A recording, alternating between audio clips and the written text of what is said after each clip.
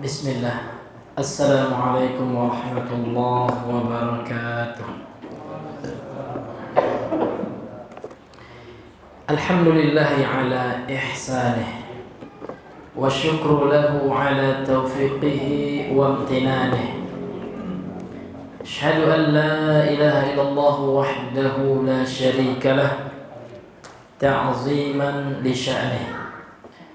وأشهد أن محمدا عبده ورسوله الداعي إلى رضوانه.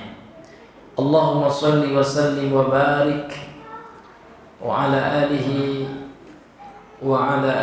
وأصحابه ومن تبعهم بإحسان إلى يوم الدين. قال الله تعالى في القرآن الكريم: يا أيها الذين آمنوا اتقوا الله حق تقاته ولا تموتن إلا وأنتم مسلمون. أما بعد. Ma'asyiral muslimin ikhwani fid din wa akhwati fillah rahimani wa rahimakumullah. Kembali kita bersyukur kepada Allah Subhanahu wa taala karena pada malam hari ini Allah Azza wa Jalla kembali mencurahkan nikmat karunia serta rezeki kepada kita, sehingga dengan rezeki tersebut kita masih bisa untuk duduk dalam masjid ini dalam rangka mengkaji peninggalan para ulama kita berupa ilmu yang bermanfaat. Ma'asyiral muslimin yang Allah muliakan, rezeki Allah itu ada dua. Ada rezeki yang sifatnya umum, ar-rizqul 'am. Ada pula rezeki yang sifatnya khusus. Rezeki Allah yang sifatnya umum itu Allah berikan kepada siapa saja dari umatnya, dari hamba-hambanya, baik yang kafir maupun yang mukmin, baik yang beriman, baik yang salat maupun yang tidak salat, seluruh diberikan rezeki itu. Itulah dunia. Sementara rezeki khusus hanya Allah berikan kepada hamba-hamba yang dicintai oleh Allah Subhanahu wa taala. Ma'asyiral muslimin yang Allah muliakan, terkadang manusia hanya memandang rezeki Allah itu yang rezeki umum. Dan ini merupakan sunnah Allah. Allah telah kabarkan kepada kita 1400 tahun yang silam. Apa kata Allah? Bal tu'siruna al-hayatad dunya. Akan tapi kalian lebih memperbanyak kehidupan dunia, lebih kepada kehidupan dunia, lebih banyak aktivitas kalian untuk kehidupan dunia. Wal akhiratu khairu wa abqa. Sementara akhirat itu lebih baik daripada dunia, lebih kekal. Tapi manusia bal tu'siruna al-hayatad dunya, lebih mendahulukan dunia. Ada orang yang mampu bangun jam 3 malam, sanggup untuk dunia, untuk sekedar hobi nonton bola misalnya. Namun untuk sholat tahajud tidak mau, berat sekali. Padahal apa kata Allah dalam surah Al-Isra ayat 79? Wa minal laili fatahajjad bihi nafilatan lak. Dan di sebagian waktu malam bertahajudlah sebagai tambahan ibadah bagimu, nafilah. Asa ayyab'asaka rabbuka maqaman mahmuda. Agar Allah membuatkan bagimu atau menempatkan bagimu tempat yang terpuji di sisinya. Ini diantara keutamaan sholat malam, diantaranya tahajud dan witir. Tapi tidak bersemangat, Pak, tidak deg-degan manusia. Tapi kalau nonton bola deg-degan ini, wah ini main siapa nih malam ini kan? Tidak boleh deg-deg ketika mau penasaran dia siapa yang menang. Tapi kalau tahajud biasa saja. Bahkan tidak sholat, ada orang main bola, Pak, begadang malam sampai telat sholat subuh, ada tak, Pak? Maka betullah yang dikatakan oleh Allah, bal tu'siruna al-hayatad dunya, kalian itu lebih memperbanyak kehidupan dunia. Wa qalilan min ibadiy syakur, dan sedikit dari hamba-hambaku yang bersyukur. Dan manusia terkadang melihat rezeki. Pak, ada teman kita yang tadinya banyak hartanya secara dunia, Pak, rezeki umumnya banyak. Namun ketika dia tobat hijrah, dia oleh manusia, kan melarat dia, tidak ada lagi rezekinya berkurang. Padahal dia lebih banyak lagi rezekinya. Dulu mungkin ketika dia kaya, sholat sering telat, sholat sunnah tidak bisa dilakukan, tapi ternyata Allah berikan rezeki khusus kepadanya. Apalagi kalau dia diberikan rezeki semangat menuntut ilmu agama, ini luar biasa dia. Sering kami sampaikan, Pak, ya, asar daripada sahabat Ibnu Umar dinukilkan oleh Al-Imam Abu Nu'aim Al-Asfahani dalam Hilyatu Al-Awliya, majlis ilmin, majlis ilmu yang dihadiri seseorang itu afdalu min ibadati sittina sana, lebih baik daripada ibadah 60 tahun. Bahkan Al-Imam Hasan Al-Basri beliau mengatakan, qala ba'du salaf, kata beliau, sebagian salaf berkata, lau ya'lamu abna'ul muluk, seandainya anak-anak raja mengetahui ma nahnu fihi minan na'im, kenikmatan yang kami berada di dalamnya, lajaladuna alaihi bisuyuf, tentu mereka akan memerangi kami dengan pedang-pedang untuk mendapatkan kenikmatan kami. Nikmat thalabul ilm, nikmat ya Allah berikan orang yang untuk ilmu itu, Pak. Kalau seandainya tahu kata Imam Hasan Al-Basri, para anak-anak raja yang hidup mewah dalam kehidupan dunia itu, kenikmatan seorang penuntut ilmu, maka akan mereka perangi, mereka ingin rampas nikmat itu. Begitu para ulama merasakan nikmat menuntut ilmu agama. Ini hadirin yang Allah berikan. Maka ketika kita Allah gerakkan hati kita, Pak, ini daya besar. Ya, ini lebih baik daripada dunia yang kita kumpulkan. Qul bi fadlillahi wa bi rahmatihi fabidzalika falyafrahu, kata Allah. Katakan wahai Muhammad, dengan karunia Allah dan rahmatnya lah hendaknya dengan itu kalian berbahagia. Huwa khairun mimma yajma'un, kata Allah. Jadi nikmat berupa ilmu agama ini, Pak, itu lebih baik dari apa yang dikumpulkan oleh manusia dari harta-hartanya. Tapi sekarang kan enggak, Pak. Manusia hanya memandang nikmat itu nikmat dunia. Kalau nikmat dunia, Pak, Elon Musk lebih hebat daripada kita, ya kan? Iya, Elon Musk orang kafir ya. Lebih hebat daripada kita lagi. Tapi apa kata Rasul dalam hadis sahih dari Imam At-Tirmidzi, "Lau kanatid dunya ta'dilu indallah", kalau seandainya dunia itu ya di sisi Allah itu sebanding dengan janah ba'udah, sehelai sayap nyamuk, ma saqal kafiru syurbata ma, niscaya Allah tidak akan berikan ya orang kafir itu walaupun seteguk air. Kalau nilai dunia itu di hadapan, di pandangan Allah itu lebih atau sama ya dengan selai nyamuk. Artinya orang kafir sekarang jangankan seteguk air, Pak, Allah kasih semua dunia, sehingga tercatat dalam majalah orang kafir juga gitu ya. Ternyata orang perkaya di dunia adalah sebagai orang kafir. Artinya dunia itu ternyata tidak yang lebih hina gitu ya, daripada sehelai sayap nyamuk di sisi Allah. Namun manusia menghabiskan waktunya mengejar itu, sehingga mereka lalai ya dari kewajibannya, mereka lalai dari akhiratnya. Bahkan ada yang demi bekerja, Pak, tidak sholat. Ada nggak, Pak? Ada. Na'udzubillah.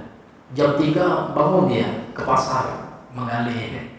Iya, sholat lewat. Nah, subuh lewat. Nah, zuhur lewat juga. Nggak pula kaya kan kita. Ini parah, Pak. Rugi di dunia, apalagi di akhirat. Maka untuk itu kita mesti banyak bersyukur ya. Walaupun nikmat umum yang Allah berikan kepada kita, nikmat harta kita sedikit, Pak, Allah masih beri kita nikmat Islam. Jaga Islam kita, pertahankan nikmat Islam ini. kemudian raih nikmat hidayah. Hidayah itu rezeki Allah. Yang namanya rezeki harus diusahakan, harus dijaga. Maka kita jaga Islam kita dengan memperbanyak ibadah. Di antara ibadahnya menuntut ilmu agama. Ini ibadah yang Allah cintai. Ma'asyiral muslimin yang Allah muliakan. Kemudian salawat dan salam kepada Rasulullah sallallahu alaihi wasallam. Allahumma shalli ala Muhammad wa ala ali Muhammad. Bapak Ibu, para ikhwan akhwat yang Allah muliakan, kembali kita melanjutkan kajian kita masih bab firman Allah. Jadi babnya adalah firman Allah surah Ali Imran kemarin ayat 175. Nah, sekarang kita masuk kepada dalil yang berikutnya. Qala al-musannif rahimahullah, berkata penulis yang semoga dirahmati oleh Allah Subhanahu wa taala. Wa an Abi Sa'id radhiyallahu anhu marfu'an, dan dari Abu Sa'id semoga Allah meridhoinya, secara marfu' disadarkan kepada Nabi maksudnya. Inna min dha'fil yaqin, sesungguhnya di antara bentuk lemahnya keyakinan, anturdiyan nasa bi sakhatillah, engkau mencari ridha manusia dengan kemurkaan Allah. Ini di antara bentuk lemahnya keyakinan iman ya. Wa antahmadahum ala rizqillah, dan engkau memuji mereka manusia itu berdasarkan rezeki Allah. Kalau seandainya mereka punya rezeki Allah, ini rezeki yang umum ini Pak. Kalau mereka punya uang, kamu mendapatkan uang darinya, kita puji. Wa antadhummahum, dan kalian dan engkau ya mencela manusia mereka tersebut, mereka ini manusia itu ya, ala ma lam yu'tika Allah, atas apa yang Allah tidak berikan kepadamu dari rezeki melalui manusia itu. Jadi ketika orang tidak ngasih kita, kita celah, sehingga kita senang dan tidak senang berdasarkan dunia saja. Na'udzubillah. Inna rizqallahi la yajurruhu hirsa harisin, sesungguhnya rezeki Allah itu tidak bisa menariknya ya usaha orang yang berusaha, ya kerajinan orang yang berusaha. Artinya rezeki Allah itu Pak tidak dikarenakan ya usaha kita, bukan karena keteguhan kita. Ingat, keteguhan usaha itu hanya sebab, bukan dia yang ngasih rezeki, itu maksudnya Allah. Jadi rezeki Allah itu Pak bukan datang karena usaha kita gitu. Usaha kita itu adalah wajib kita lakukan, namun ya Allah yang memberikan rezeki, bukan karena pemberian manusia, tapi kita wajib berusaha kan itu. Wala yarudduhu karahiyatu karihin, dan rezeki Allah itu tidak ditolak oleh kebencian orang-orang yang benci. Jadi kalau seandainya orang nggak suka dengan kita, dengan usaha kita, nah, dengan ketidaksukaannya itu bukan itu yang menghalangi rezeki kita. Rezeki kita telah ditetapkan oleh Allah, telah tertulis ya sebelum kita diciptakan 500 tahun sebelum diciptakan langit dan bumi. Allah telah menuliskan takdir seluruh makhluk-makhluknya.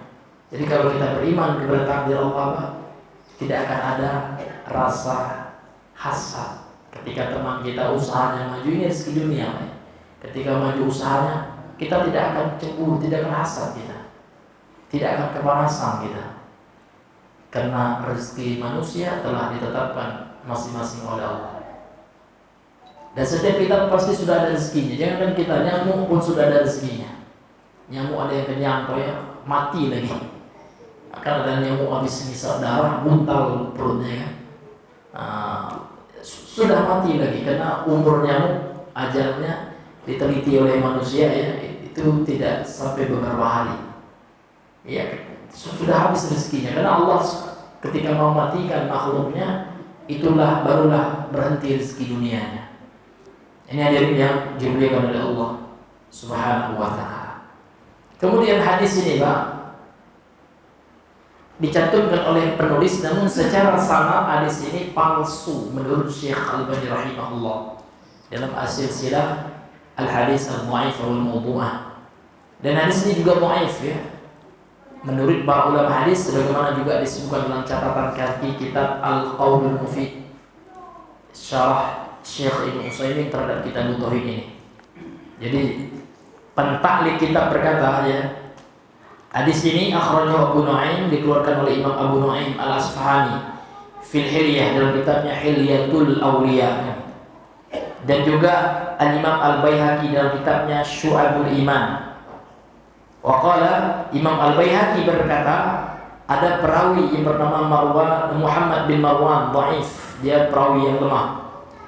Waqala Syekh Sulaiman rahimahullah, akan tapi Syekh Sulaiman rahimahullah berkata dalam kitabnya Syarah Kitab Tauhid At-Taisir, qultu, aku katakan, kata Syekh ya Sulaiman, dhaifun, secara sanad hadisnya lemah, wa ma'nahu sahih, akan tapi maknanya sahih. Jadi ada hadis memang secara sanad lemah, namun tidak kita sandarkan kepada Nabi, namun secara makna tidak bertentangan dengan Al-Quran dan hadis yang sahih, maknanya benar gitu. Karena dalam hadis ini Pak, walaupun hadis ini tidak kita yakini kepada Nabi, namun secara makna tidak ada bertentangan dengan Al-Quran dan hadis-hadis yang sahih. Nah ini hadirin yang Allah muliakan, kata Syekh Sulaiman rahimahullah ta'ala dalam kitabnya Syarah Kitab Tauhid ya. Jadi tidak ada yang salah dengan makna hadisnya, sehingga hadis ini juga dijelaskan oleh pensyarah kitab ini Syekh Shalih Al-Fauzan karena maknanya sahih. Dalam hadis yang lemah ini ya, Rasul mengatakan inna min dha'fi, ini bisa dibaca dua dhatnya Pak, bisa dibaca fathah dha'fi ya, bisa juga dibaca dha'fi dua. Maka di sini beliau mengatakan bi dhammil dhadi, dengan dia dhammah ke dhatnya, wa fathiha, dan difathahkan, boleh didhammahkan, boleh difathahkan. Apa makna dha'fa itu? Ya, dha'fan ini masdar dari dha'fa. Apa maknanya? Diddul quwwati was sihhah, lawan dari kuat dan sehat, lawan dari kekuatan. Jadi kita artikan kelemahan, sehingga kita terjemahkan sesungguhnya di antara min di sini Pak. Ini kata Syekh Ibnu Utsaimin dalam kitabnya Al-Qaulul Mufid, litabai, memberikan makna sebahagian kan gitu. Sesungguhnya sebahagian dari tanda kelemah iman kan gitu. Al-yaqin di sini inna min dha'fil yaqin, al-yaqin diddu syak, lawan dari asyak. Asyak itu artinya keraguan. Dalam ilmu usul fikih ya, ada dibahas pembahasan tentang tingkatan pengetahuan kan gitu. Tingkatan pengetahuan. Jadi pengetahuan manusia terhadap sesuatu itu Pak ada tingkatannya. Yang paling tinggi yakin ini. Yakin itu sama dengan ilmu kata beliau. Maka ilmu itu membuahkan keyakinan. Artinya 100% tidak ada keraguan kan. Nah, di bawah yakin itu adanya zon. Zon itu ragu Pak, tapi lebih berat kepada keyakinan. Pengetahuan kita itu kalau kita lebih condong ini benar ini, tapi ada sedikit ragu gitu. Kalau kita persentasikan Pak, mungkin perbandingan antara keyakinan kita dengan keraguan kita, zon itu 70% yakin kan gitu. Walaupun ada 30%-nya ragu. Di bawah zon ada syak. Nah, syak itu ya 50-50 lah gitu. 50% yakin, ya 50% ragu. Nah, di bawah zon ini mendekati kepada keraguan, yakinnya sedikit, lebih kuat kepada tidak yakin, namanya waham. Kebalikan dari zon. Zon 70% yakin, kalau waham 70% ragu. Nah ini dibahas nih Pak dalam kitab, pernah kita bahas juga ya di subuh pagi itu ya, Al-Usul dan Al-Usul itu dibahas oleh Syekh Shalih Al-Utsaimin juga dan ulama yang lainnya. Nah, jadi yakin dalam hadis ini kata beliau, dalam hadis yang lemah ini adalah lawan dari syak, ya, lawan dari ragu. Wa huwa kamalul iman, dan yakin di sini adalah bentuk kesempurnaan iman. Dikatakan dalam hadis yang dhaif ini, anturdiyan nasa, di antara bentuk keyakinan, lemahnya keyakinan engkau mencari keridhaan manusia, bisakhatillah, dengan kemurkaan Allah, yaitu tu'assiru ridhahum, engkau dahulukan ridhonya manusia ala ridhallah, di atas ridho Allah. Nah, ini hadirin yang Allah muliakan. Dan tidak boleh kita mendahulukan ridho manusia. Ya, kalau kita dahulukan ridho manusia daripada ridho Allah, maka kita tidak akan keluar dari dua kondisi. Bisa kita menjadi musyrik, dan bisa juga kita menjadi fasik. Tergantung keriduan manusia apa. Kalau keriduannya sudah dalam tataran akidah, misalkan ya, bos kita nih Pak ya, orang Cina ya, suka menyembah berhala, ya, suka melakukan ritual kesyirikan. Kemudian dipaksa nih kita, kamu harus ikut juga sembahyang kayak ini ya, ya, pakai lilin itu ya, atau pakai kayu bakar-bakar, ikut juga kita. Dan kita ridho ya, kita cari ridho bos kita, tidak kita ingkari. Nah, itu bisa jatuh ke dalam kesyirikan. Atau kita segan dengan dukun ya.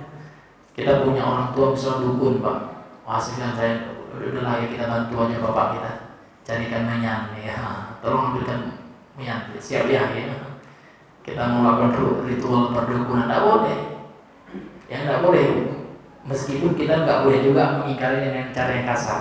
Ingkari dengan lembut ya. Maaf ya, kalau ayah suruh saya sholat, saya nomor satu ya. Tapi kalau maksiat ini, apalagi kesalahan, mohon maaf. Ayah saya sayangi, saya cintai, tapi Allah dan Rasulnya lebih saya cintai dari apapun, termasuk ayah. Mohon maaf. Kita coba. Nah, ini hadirin yang Allah muliakan. Atau kondisi yang kedua, kalau kita mendulukan ridho manusia, bisa kita jatuh ke dalam kefasikan. Ya, contohnya ya, ada ibu-ibu akhwat ya, dia mencari muka bosnya misalnya di tempat pekerjaan yang melanggar aturan Allah. Jadi di pekerjaan itu Pak, di tempat itu misalnya setiap karyawatinya tidak boleh pakai jilbab.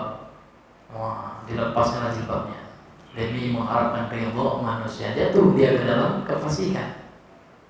Jadi dia imro'atun fasiqah ya, wanita fasik ya. Kenapa? Karena mendahulukan ridho manusia daripada ridho Allah. Tapi kalau dia mendahulukan ridho Allah, tidak mau dia. Oh ya, kalau bapak nyuruh saya lepas jilbab dia ya, untuk kerja sini, berhentilah saya kerja sini. Ya, masih banyak tempat kerja yang lain, rezeki Allah luas ya. Bumi Allah itu luas, wa ardullahi wasi'ah, kan gitu kata Allah. Ya, bumi Allah itu luas, kita bisa hijrah, ya kan, cari rezeki yang halal.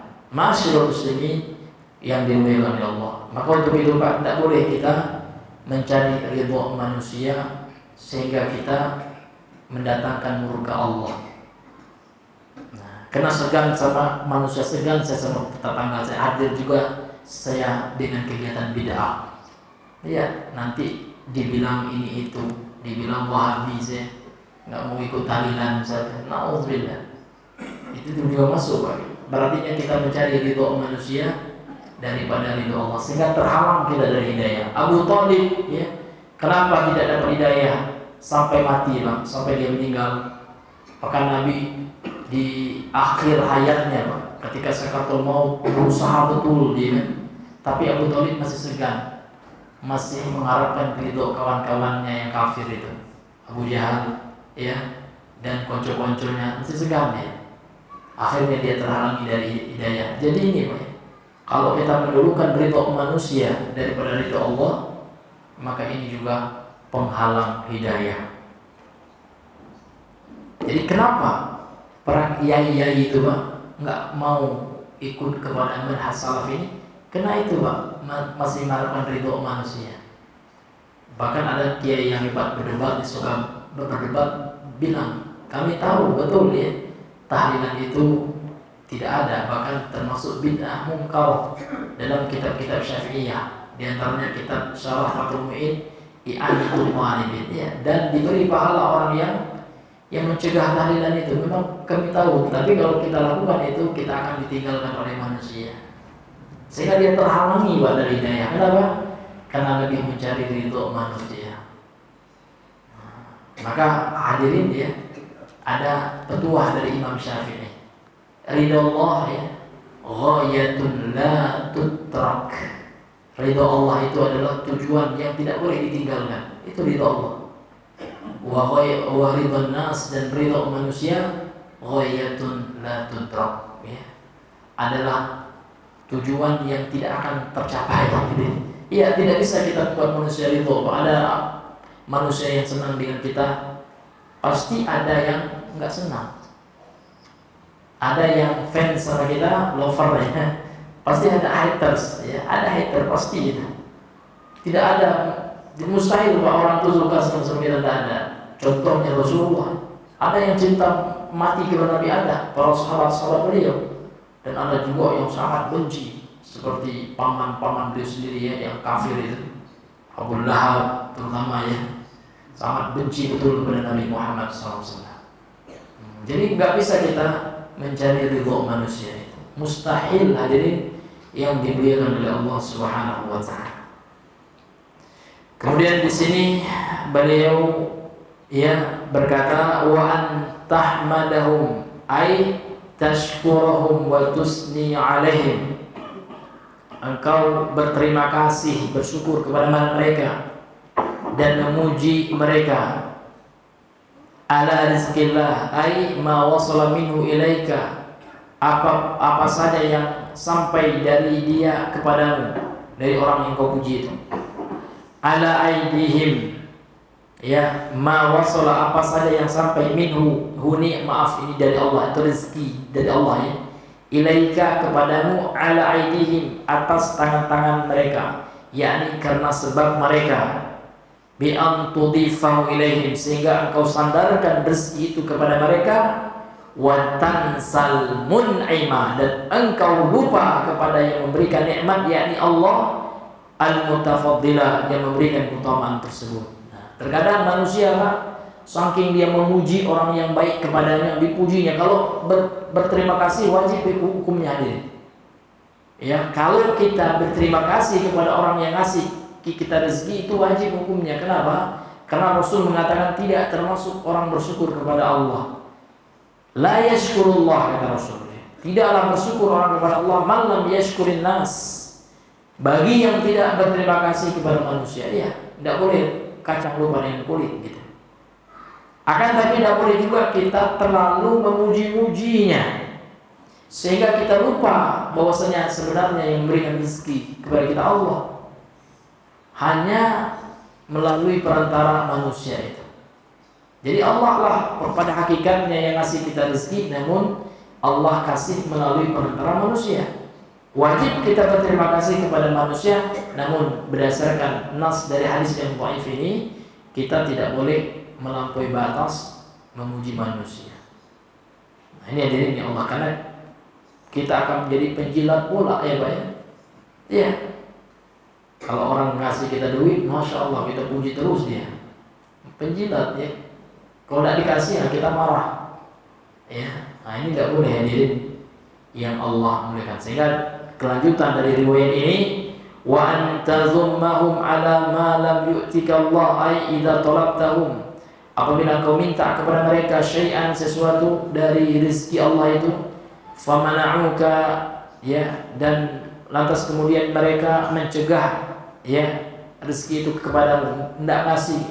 Kalau bahasa kita, mereka tidak ngasih kepadanya, ya, kepada yang minta itu rezeki itu.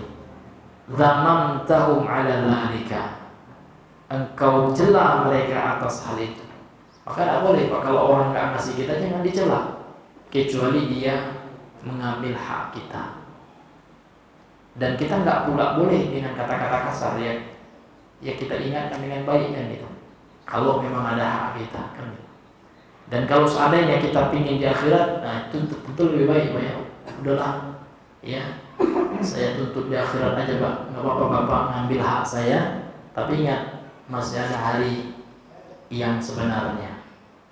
Di dunia boleh Bapak senang ya, bisa menipu orang ini misalkan Pak ya, tertawa ya, ketawa ke TV senang sekali kan ya, saya bisa makan hak orang itu.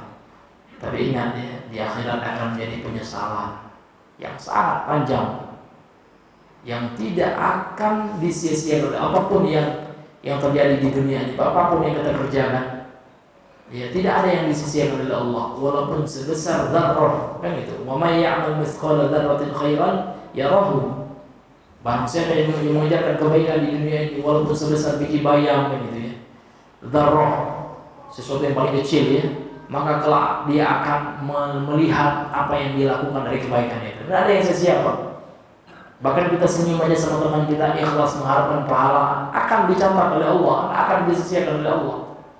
Demikian juga keburukan yang kita lakukan. Walaupun 1% apa ya, 1000 aja lah, kan 1000 sekarang kelihatannya enggak ternilai ya. Kita ambil hak orang lain, maka itu tidak akan disisiakan oleh Allah, akan dicatat rapi. Nah, ini maka hati-hati Pak ya. Hati-hati betul kita bermuamalah dengan teman kita, atau kita sakiti orang lain dengan cara yang zalim. Kita menghina orang, menggibahi manusia, ini luar biasa. Kita anggap kan biasa aja ngomongin orangnya kan, tapi ternyata itu nggak biasa di pandangan Allah Azza wa Jalla. Karena manusia punya kehormatan yang perlu dijaga, punya kehormatan yang perlu dipelihara. Maka kalau seandainya kita sakiti hati manusia secara zalim, ini bahaya.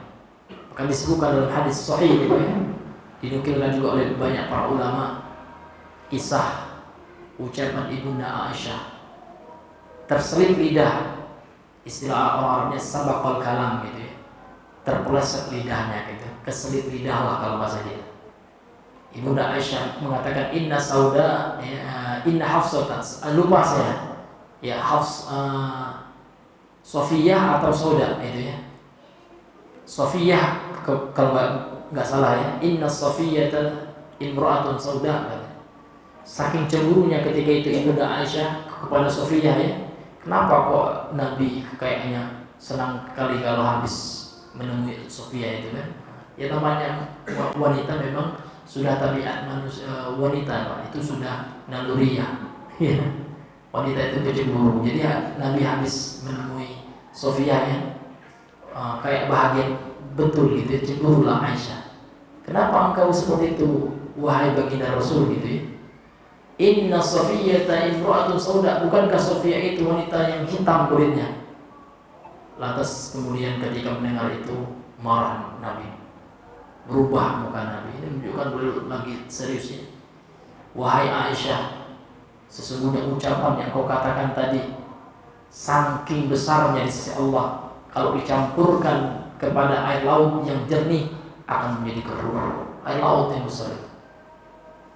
Dan istighfarlah, astagfirullah ya. Ya akhirnya Aisyah minta maaf.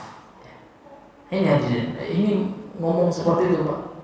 Apalagi kita ngomong yang lebih daripada itu ya kan, tentang saudara kita yang ternyata saudara kita nggak suka. Ini bahaya ghibahnya. Satu yang dianggap enak ya Pak ya.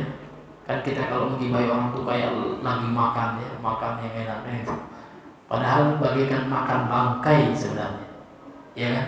Diumpamakan oleh Allah ya kan, memakan bangkai saudara yang sudah mati, bangkai ya, satu yang telah mati, na'udzubillahi min dzalik. Maka kita berlindung kepada Allah ya dari suka menggibahi manusia. Kalau kita pernah menggibah, mudah-mudahan Allah maafkan dosa kita. Kalau kita tahu orang yang kita gibahi itu, kita maaf aja. Ya, mudah-mudahan mereka memaafkan kita. Daripada nanti Pak, kita harus mengganti apa yang kita lakukan kezaliman dunia ini dengan amal kita. Kalau punya amal pula, kalau cukup amal kita, kalau minus kita harus menanggung dosa orang. Jadi orang yang digibahi itu senang, Pak. Siapa yang gibahi saya? Ya, senang dia. Karena dia akan mendapatkan ya transfer pahala gratis. Nah, kalau dekati pahala orang yang menggibahi, malas kok sholat, banyak telamnya ya, subhanallah. Dia harus menanggung dosa. Ya Allah, itu yang takut kita, Pak ya. Menanggung dosa dia. Dosa dewi tidak tertanggung rasanya, Pak ya. Nah, ini nanggung dosa orang pula. Maka hati-hati, Pak ya. Kita berhati-hati dengan lisan kita. Kemudian hadirin yang Allah muliakan, ya. Ada faedah di sini ya dari Syekh ya Shalih Al-Utsaimin rahimahullah taala. Beliau berkata, wal yaqinu a'la darajatil iman, kata beliau. Keyakinan itu adalah tingkatan tertinggi dari keimanan. Derajat tertinggi dari keimanan itu al-yaqinan. Wa qad yuradu bil ilm, terkadang yang dimaksud dengan yakin itu ilmu. Maka ilmu ini pasti tingkatan tertinggi dari iman. Maka tidak boleh kita malas-malas untuk ilmu, baik. Udahlah Ustaz, saya cukup zikir aja, nggak usah ke majelis ilmu, ya Allah. Padahal tingkatan tertinggi dari ya keimanan, dari iman itu adalah ilmu. Tentu ilmu yang benar, Pak. Ilmu yang bersumber dari Al-Quran dan Sunnah, ilmu yang membuahkan amal itu. Itulah ilmu yang benar. Kama taqul, sebagaimana engkau mengatakan, ya, tayaqqantu hadha syai', tayaqqantu hadha syai', ya. Aku meyakini sesuatu ini. Ai alimtahu yaqinan, yaitu engkau mengetahuinya secara yakin. La ya'tarihi syakku, yang tidak dicampuri dengan keraguan. Kemudian kata beliau, famin dha'fil yaqin, dan di antara bentuk lemahnya keyakinan, anturdiyan nasa bisakhatillah, engkau mencari ridha manusia dengan kemurkaan Allah. In innaka khiftan nasa, ketika engkau lebih takut kepada manusia, aktsar mimma takhafullah, lebih besar daripada rasa takutmu kepada Allah ini. Jadi bagaimana bentuk seseorang mendulukan mencari ridha manusia dengan kemurkaan Allah, ini bentuknya kata beliau. In innaka khiftan nas, ketika engkau lebih takut, ketika engkau takut kepada manusia, aktsaru mimma takhafullah, lebih besar daripada rasa takutmu kepada Allah. Wa hadza mimma betuliyat hadhihi ummatul islamiyyah al-yawma, dan inilah ya dari di antara perkara yang diuji dengannya umat Islam hari ini. Jadi hari ini kata Syekh Utsaimin ketika beliau membahas, mengkaji syarah kitab tauhid ini yang ditulis. Ini kan buku ini Pak, ini namanya tafriq. Tafriq itu Pak, buku yang ditulis bukan oleh beliau yang nulis, muridnya beliau, namun dari ceramah beliau, dari kajian beliau, dari ta'limnya beliau. Jadi ketika Syekh Ibnu Utsaimin mensyarah kitab tauhid, ini Pak layanlah buku ini. Ya, ini kajian beliau dalam bentuk buku ini. Jadi itulah bentuk orang yang mencari ridha manusia dengan bukan Allah. Dia lebih takut kepada manusia daripada kepada Allah gitu. Dan inilah ujian yang banyak menimpa umat Islam hari ini. Iya Pak, ya kan banyak orang sekarang ya buka aurat demi pekerjaan. Iya enggak Pak? Iya. Iya. Bahkan lebih takut ya menyangka kalau seandainya tidak bekerja, terutama wanita Pak ya, kalau saya enggak bekerja nanti kurang rezeki kami. Akhirnya dia bekerjalah, ikhtilaflah dia, banyak perkara haram yang dilindasnya. Ini hadirin yang Allah muliakan. Fatajidul insana, maka engkau dapati seseorang, yaji'u ila syakhsin, dia datang kepada seseorang ya, ada seorang manusia yang datang kepada seseorang, fayamdahu, dan lalu kemudian dia puji.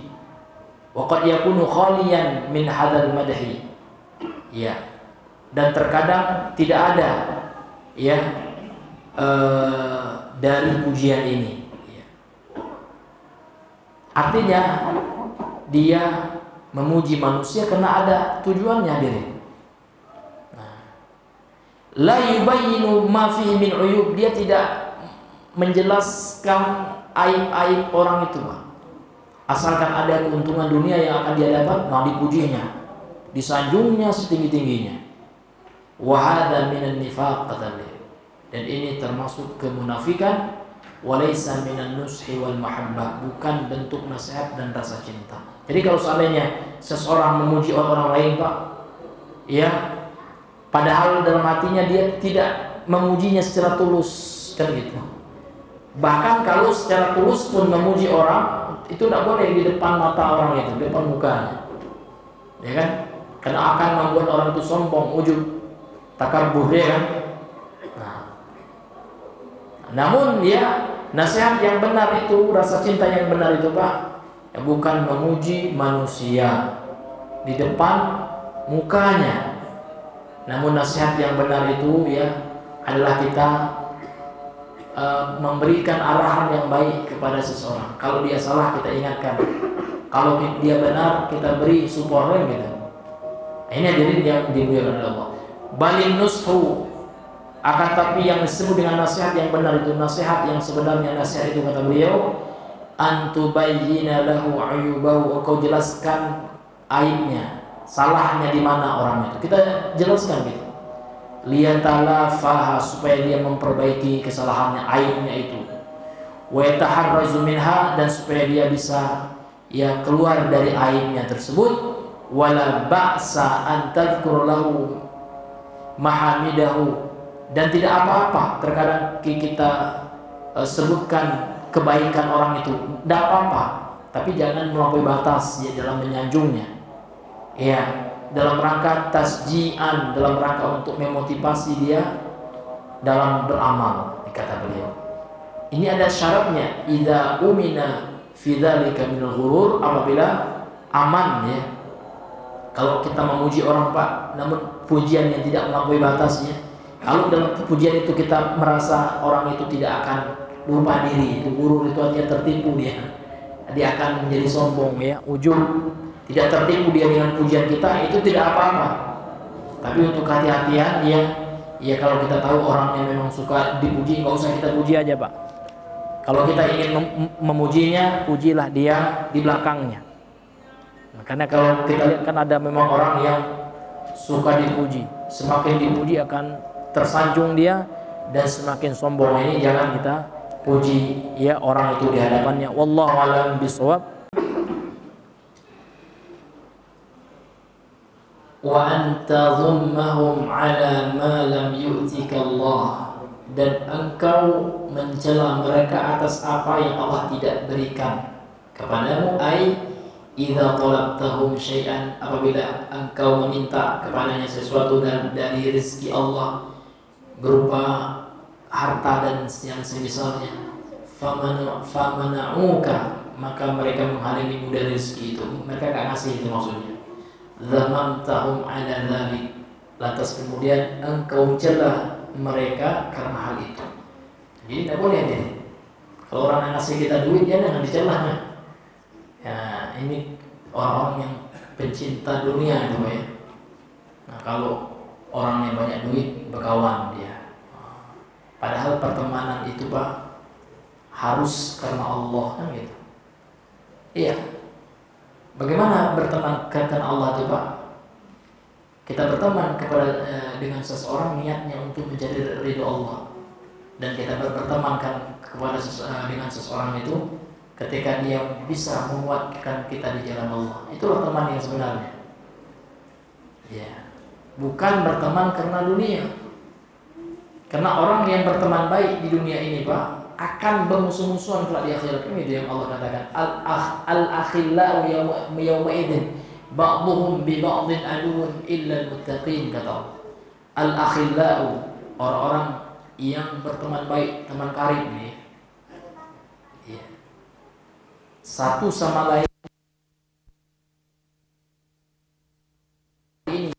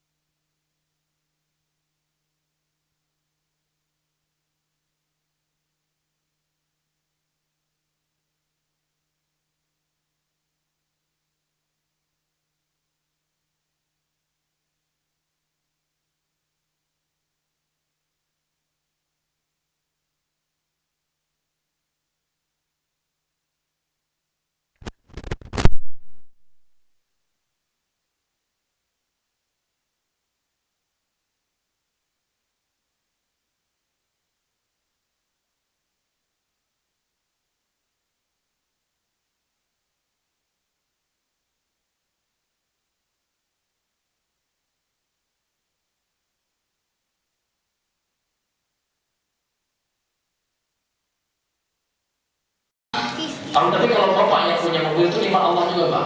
Dengan mobil itu bisa pulang kampung ya. Bapak terhindar dari mendengarkan musik, itu contoh ya. Nah, itu masya Allah, itu nikmat Allah yang akan mendatangkan pahala. Tapi orang dikasih nikmat mobil Pak, diputarnya pula musik di mobil itu, ya kan? Pas safar ya kan, telat pula dia, dilewati aja masjid nggak berhenti ya. Apa salahnya berhenti gitu kan? Sholat kita, kalau kita jamak bagus karena kita mengambil keringan Allah unsur. Boleh jamak qasar di perjalanan yang sudah patut untuk jamak qasar kan gitu Pak. Ini Pak kan karena pengalaman saya pernah naik travel gitu kan, ya Allah, naik bus juga pernah ke Jakarta. Sudah capek-capek Pak, kita ke depan supir Pak, tolong berhenti di bus itu waktu subuh ya. Lah jam 6 sudah gelisah kita, nah aku berhenti ya. Ke depan lagi kita, Pak tolong berhenti. Ya nanti aja katanya Pak. Oh jam 7 ada sholat di mobil aja Pak, ya kan? Apa namanya itu pergi ke WC-nya Pak, gini kan ayahnya pun tidak tahu kita ya, apakah ada najis atau enggak gitu. Tapi kita Pak, kalau yang kita pelajari itu hukum asal air itu suci, kecuali nampak jelas ada kencingnya gitu. Udah kita hapus dosa aja. Karena hukum asal sesuatu itu suci. Al-aslu fi syai'in at-taharah gitu. Itu tidak kalau ada wudhu. Tapi kalau tidak ada terbang air di situ ya tayang kita. Yang mau itu ada sholat aja kita di mobil lagi. Karena tak mau turun Pak. Itu yang saya pernah pengalaman itu. Ini luar biasa. Jadi orang yang punya mobil Pak, membantunya untuk taat kepada Allah ya kan, dia nggak dengan musik ketika pulang kampung ya kan, itu nikmat Allah itu. Berarti dia mensyukuri nikmat Allah berupa mobil itu. Nah itu hadirin dan seterusnya. Kemudian hadirin yang Allah ya kan. Kemudian kata beliau wahada huwa kamalul yaqin, dan inilah dia kesempurnaan keyakinan itu. Ya. Jadi seseorang selalu memuji Allah Pak, dalam keadaan apapun kan gitu. Dalam keadaan sepi, dalam keadaan lapang dia memuji Allah. Wa amma man ta'allaqa qalbuhu bin nas, adapun orang yang hatinya ya terkait hatinya kepada manusia gitu ya. Jadi hatinya lebih dia kaitkan kepada manusia. Wa mala malas bali, kemudian hatinya itu condong kepada sebab, lupa kepada yang menciptakan sebab. Ada orang-orang Pak, kalau tidak kerja saya mati sama kalian, siapa yang ngasih saya makan itu pada dengan Allah hadir.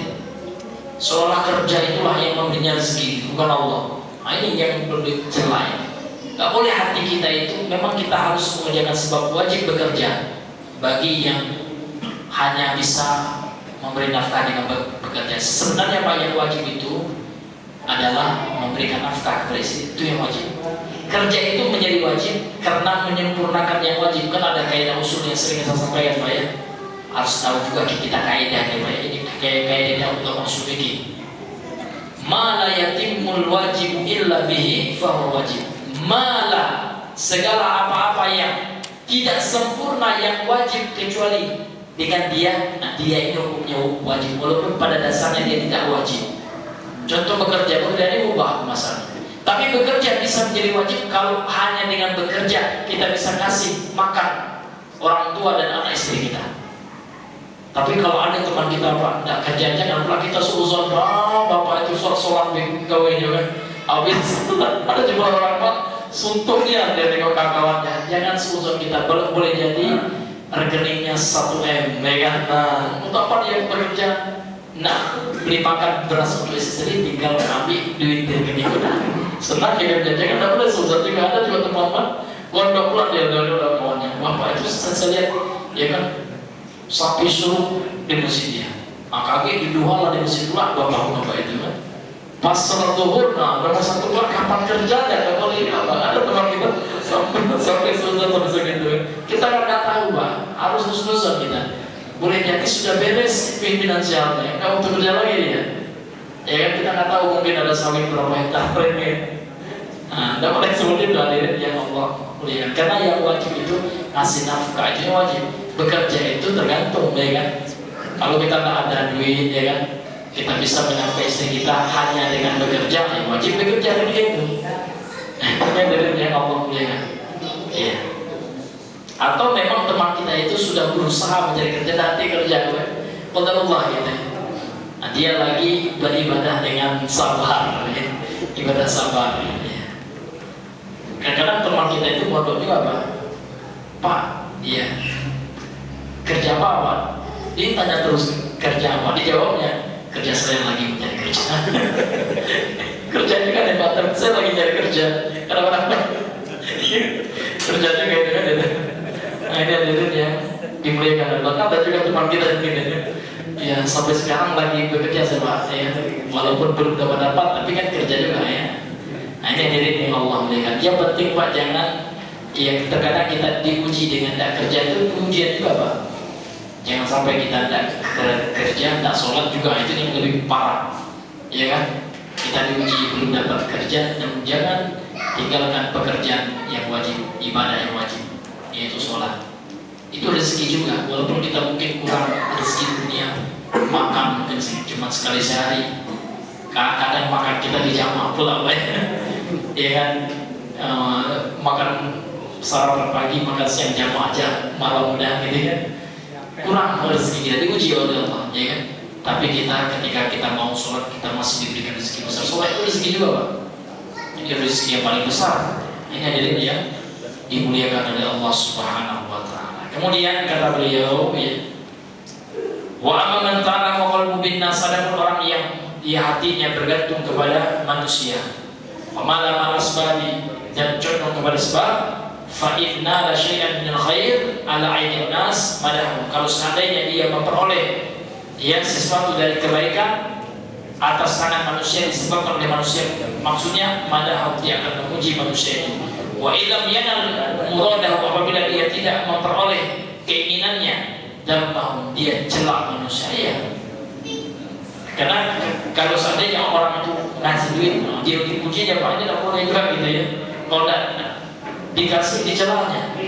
Walamah, dan dia caci mereka, fahada qad dha'fa yaqinuhu, dan orang seperti ini Pak, sungguh telah lemah keyakinannya, waqtalla tawakkulu ala Allah, dan rusak rasa tawakalnya kepada Allah. Orang seperti itu ya, karena dia merasa yang ngasih rezeki itu orang, karena hatinya terlalu condong kepada manusia. Kalau bapak itu nggak ngasih saya duit, dia kan nggak makan saya, nggak boleh. Ini hadirin yang Allah.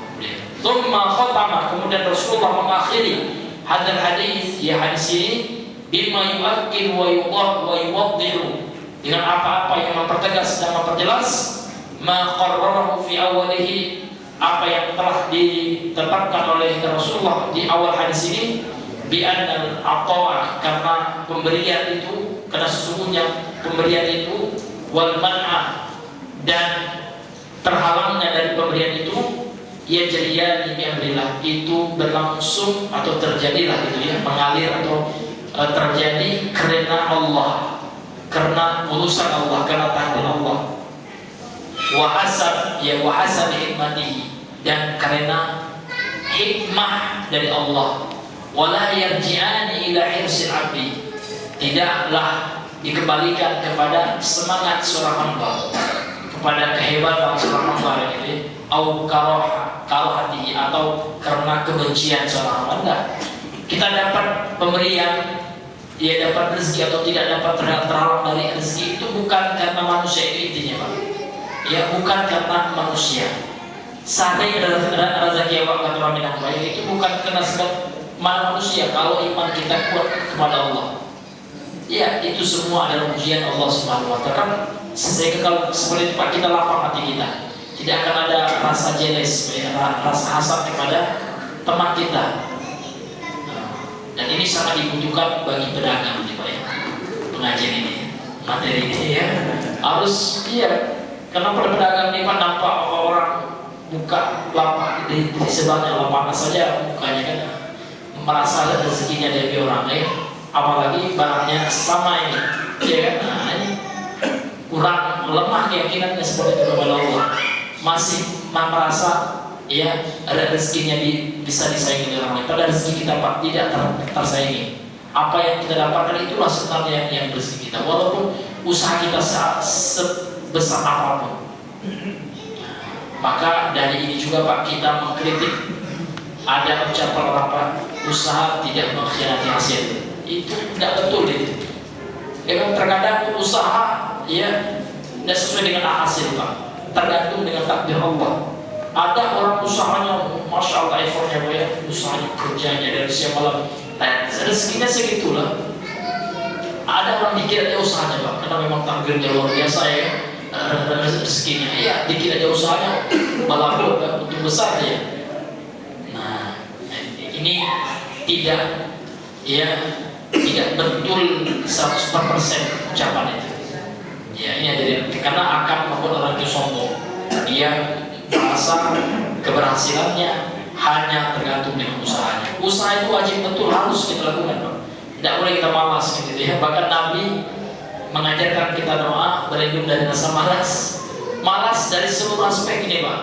Dari seluruh aspek kebaikan. Malas ibadah dan berlindung kepadanya. Ya kan, malas bantu orang juga, kita punya uang malas saja begitu ya. Nabi berlindung daripada itu bakhil gitu ya. Dan juga Nabi berlindung dari malas dalam hal positif seperti bekerja. Padahal kita sehat kuat Pak. Nafkah istri kurang pula ya. Ditawarin orang kerja ini pada nggak mau, kita malas kita kan lebih bisa tidur aja. Zikir itu salah juga kita. Zikir hukumnya bahwa sunnah. Sementara kalau kita tak punya uang ya, dengan bekerja dapat uang bisa nafkah istri itu hukumnya wajib. Tentu kita mencari yang lebih besar pahala. Itu orang yang cerdas ya. Pasti dia akan mencari yang terbaik dari dua yang baik. Nah, kalau orang yang cerdas sebenarnya orang yang berilmu itu Pak, dia tidak hanya membedakan antara yang baik dan buruk, itu gampang ya. Orang biasa-biasa aja bisa dia membedakan antara baik dan buruk. Tapi orang yang cerdas itu Pak bisa memprioritaskan antara dua kebaikan ini, dua-duanya baik ini. Tapi mana yang terbaik antara dua yang baik ini? Dia bisa memprioritaskannya. Itulah orang yang cerdas itu. Wallahu ta'ala a'lam bishawab. Mungkin barangkali kita cukupkan dulu sampai di sini pembahasan kita pada malam hari. Mudah-mudahan yang sedikit ini bisa bermanfaat, terutama bagi kami yang menyampaikan. Semua yang benar itu tentu dari Allah Azza wa Jalla semata.